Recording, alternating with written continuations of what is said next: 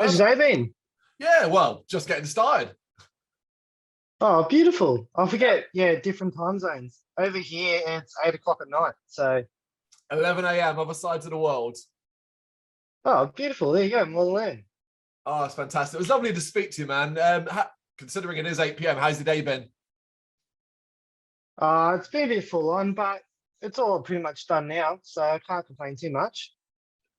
Okay. We're talking about not complaining, man. What a year. What a year and a little bit it's been for Observist. Describe Yeah, that. we've done quite well. That's an We understatement.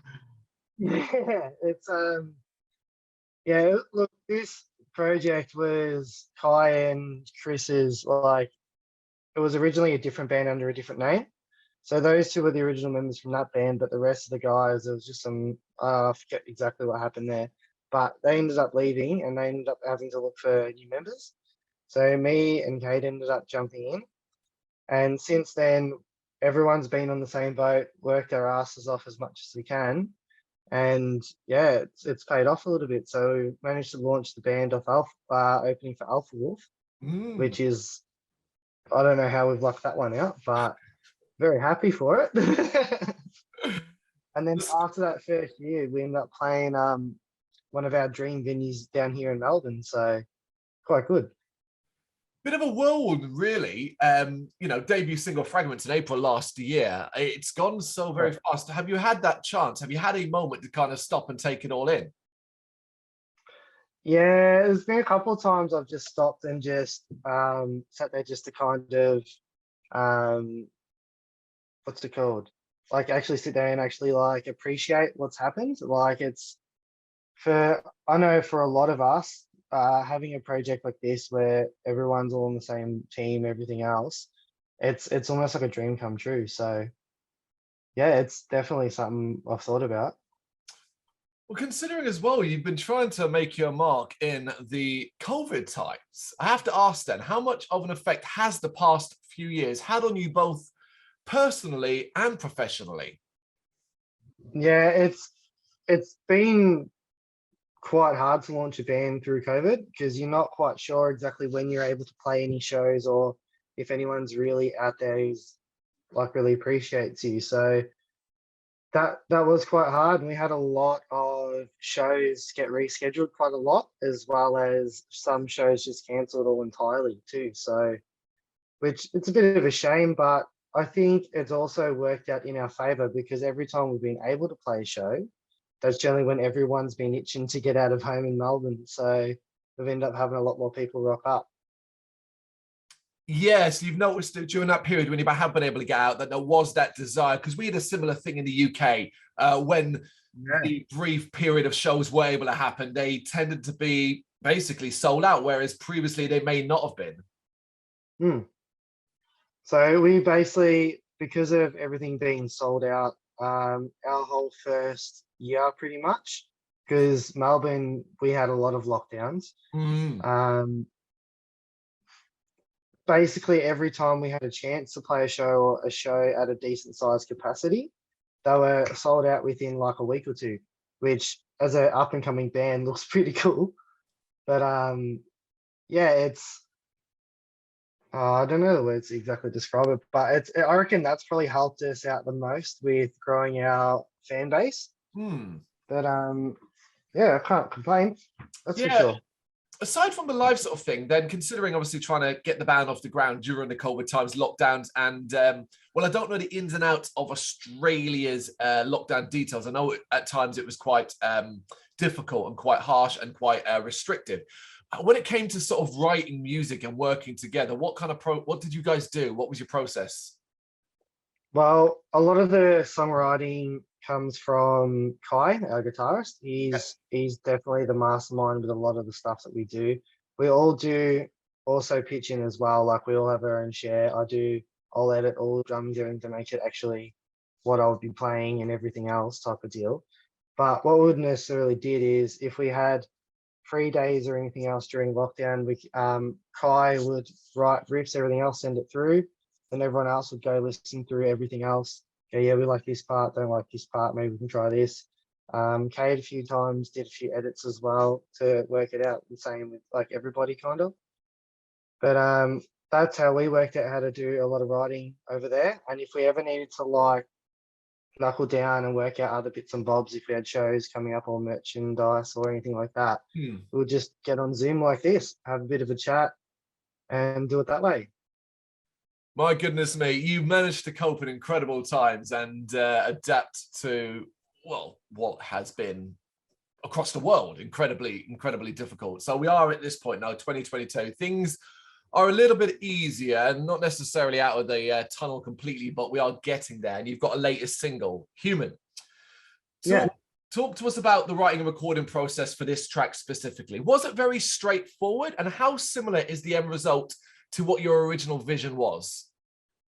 Well, Human was the first song we wrote collectively as a band, like with this lineup. So the EP that came out before that, that was Kai and Chris. Still really good songs, love playing them, all that. But Human's got a special spot for me personally because it was the first one that we've all done together. We initially, like when we were first starting as a band, we decided to do a night just to kind of not really think about music, but just kind of just have like, you know, a bit of a drink with just like all of us guys, just kind of get to know each other a bit more. Yeah. And that night we had a bit of fun, and then I forget who said it, but someone was like, "Oh, anyone want to play some guitar and do some writing?" And it all ended up with like all of us sitting in this one room, sitting there writing. We wrote that song, which was the basics to it, the basic structure to it. Forgot about it, got up the next day, listened back, went, "Oh, this is actually not too bad." Then spent the next couple of weeks refining it. We played it live a few times as well to kind of feel it out, change some things from there as well. And then recorded everything during a lockdown as well. So that was quite difficult. It was literally as people could leave the house or whatever restrictions, went and recorded with Kyle, tried to do it themselves at home. And even the music video itself was all done through COVID as well, hence why it's all animated. Well, the end result.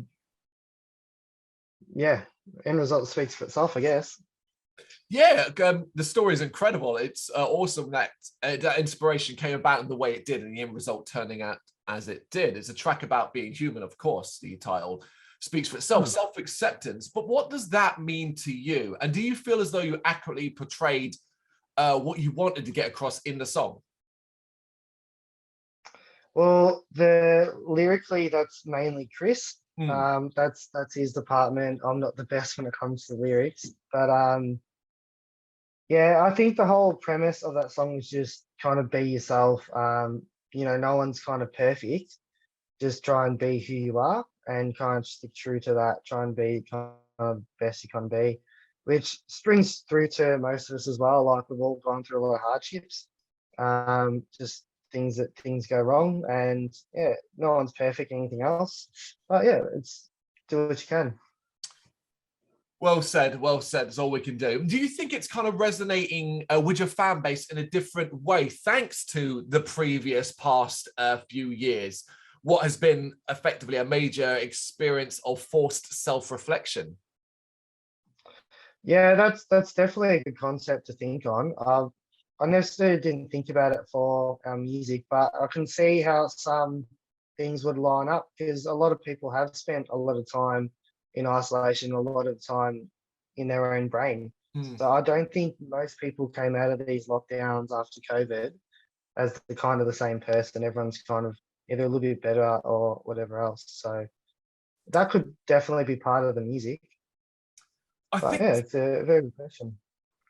Yeah, it is one of those things where it's almost like because any music that comes out during this period or across the last couple of years, while it may not directly be related to the COVID times and stories and stuff around it, there almost is a sense that there's always going to be a connection, particularly if it's to do with, say, mental health and thoughts and feelings and stuff like that, even if that was never the intention. But I don't know how it is over there, but down this way, most people I've met in the metal scene have come in contact with people with mental health or anything else like that. And most of the people I've met always try and do good by that. Try and help everybody out. It's quite a good community down here. But yeah, mental health is definitely a big thing you got to really worry about. If people aren't all right or anything else like that, you should always at least try and help them the best you can. So, and if bit of music can help in that sense, if it can get them through a day, whatever else like that, I think that's a good thing in my opinion. Help them Absolutely. out a little bit. Absolutely. And I'm glad you kind of touched upon like the Aussie rock and metal scene, because, you know, what I know of it, it's quite intense. There are a lot of hard-working bands out there, a lot of up-and-coming younger bands that are really trying to make their mark. You're one of them. And I have to ask, are you enjoying what is an incredibly difficult period of time trying to make your name, not only in the Australian scene, but further afield? Yeah, I think any time's as good as any, really. Like it's, for me, unless you really start and try something, you never know if you're going to succeed or not. And at this point in time too, yeah, it is a little bit harder because there's so many projects that have come out of COVID because of so many people being at home. But at the same time too, there's so much good music that's coming out of everywhere out of the world. You'd be stupid to deny it. You're best off trying and get and listening to everything. Well, that latter part, the sort of spreading yourself out of the country, is one of the more difficult aspects of being an Australian band. What do you think you guys need to do to push on, and where does your current focus lie? That's a very good question, to be honest. It's breaking out of Australia is quite hard Mm. because especially going to like Europe or the US, it's quite expensive for us to do that. So unless we've got a decent enough following, or even this is just even talking general for any band, unless you've got a general enough following, or you're going to be going with someone that has that following, it's quite hard to do that because you're banking on something that you may not even get a return from. Which is, it depends on how you're sitting, but with that amount of money, you at least try and cover at least your food and the roof over your head. But I think if you really sit there and work and you can plan everything properly, anyone can really do it. It's just the way you kind of have to, what's the word? Really more focus on it if it's really something you really want to do. But for us at the minute, yeah, we would love to go overseas and go Europe and the US and everything else like that. But at the minute, we're still trying to build our name in Australia. And once we get to a point, yeah, we would love to come overseas. Second we get the chance, we definitely will. It makes complete sense as well. Conquer where you are first, and then spread further afield. It's not impossible. There are many, many great Australian bands that have done it, even in modern times. Yeah, correct. I don't necessarily know about all the other guys, but with me growing up, there was a band down here called Parkway Drive. I've heard of them. Everyone knows that. Yeah. But first got into them when they were still kind of like just getting outside of Australia. So this was back in the day when they released the album Horizons. And later down the track, they ended up releasing a documentary of how they managed to do all that stuff. And growing up watching that, especially a lot of my friends and musician mates growing up too, that was like our Bible. So the amount of hard work that they put in to build themselves and get to where they are, for us, that's like looking like, holy crap, if these guys can do that, why can't we? And I think a lot of people in Australia, especially the metal scene, can probably relate back to that. Hmm. And if you just work hard enough, then you get there. Just depends, yeah. Yep. So what hard work, as you say, you know, the band you mentioned, Parkway Drive, have headlined festivals in the UK over the last couple of years. So it's there. Yeah, absolutely. It's interesting as well. Earlier on, you touched upon how you guys utilize modern technology to make your music, particularly when you had no choice but to do. But I'm quite interested to sort of see about the other aspect that comes with that, the social media, modern trappings and aspects of being in a band. It can be quite difficult to not only do well, but get your head around. Is it something you understand as a group? The likes, the follows, the constant online presence, the stuff you need to do, even if you don't like it? When it comes to social media, I am very terrible at it because I just am always busy and always forget to post things. But it's definitely being in a band, it does kick up a lot more, especially when it comes time to releasing shows and music or anything else. It gets quite intense on exactly what everyone's got to do. And everyone will be like pinpoint, all right, this time, this, and that. So it can be a bit full on, and it's definitely, even now, it's always something you're always constantly learning, because it changes that much and so often that it's nearly impossible to try and keep up all the time. Is it something you guys try and spread amongst yourselves, that you try and work on a specific platform each, or is that something you think you need to do? We all generally do it collectively. So if we need to do posts or anything else, we'll just jump on and do it. Some of the other boys as well, they'll just put some more other stuff up there here and there too as needed. But generally it's all a group decision. We'll plan out most of the stuff before anything gets done. Yeah, it's not a fun experience. As you said yourself, it chops and changes so often, but unfortunately it is part and parcel. It's less about the record sales these days and more about how many likes you have. Which is a bit unfortunate. I think I'd like to get back to the day of the odd record sales. Yeah. Because personally, to me, I couldn't care less about how many people like me or follow me on Facebook or YouTube or Instagram or anything like that. That's just me personally, though. You're not alone. We speak to a wide array of bands, both young and old, and we rarely speak to anyone that likes or loves it actively. Yeah. So what's going on right now then in the Observist camp, and what does the rest of 2022 kind of look like? Well, there's some stuff in the Observers camp I can't speak about just yet anyway, but at the minute we're getting ready to do 2 shows down here in Melbourne. We're playing with some of our good friends, Gravemind and Diamond Construct, as well as a Legion, and I'm blanking on one name from one of the shows. But I'll find that in a second. But we're looking really forward to that. It's some newer venues for us to play as well, some bigger crowds too, which is quite nice. And we're looking at trying to play a lot more shows this year too, as well as work on a few other stuff for you for the end of the year, or hopefully next year. So it's fair to say, obviously you mentioned there's stuff in the works that you can't talk about it. That's no surprise. You're an artist. I'd be very shocked if you turn around and said, no, we're just going to take 6 months off. That's not likely to happen. But I think we can kind of sum it up as it's going to be a very exciting and busy period for you. It's quite busy. A lot of work's already started for things we're planning for the future and all that type of stuff. But it's just now getting it to the point on if it's feasible or not. So we've got some cool stuff, which I'd love to talk about, but we'll have to be another time. But yeah, it's looking like quite a busy year and quite a fun year too. So looking forward to it. I'm glad to hear that. I'm glad the word fun came into that. Finally then, what's a realistic goal you would like to achieve by the end of the year? By the end of the year, I'd like to play a few of the other states around Australia, because at the minute we've only played Brisbane. So we live in Victoria, which is down the bottom, and we went up to the top, played there, but we'd like to play New South Wales, which is Sydney, and we'd like to play Adelaide, which is in the Northern Territory as well. But yeah, I think we should be able to do that by the end of the year. Well, that's perfect. Perfect. Yeah, it's not possible at all. No, it's definitely doable. But yeah, at least if we can do that a bit more, we can at least build some more audience over there too.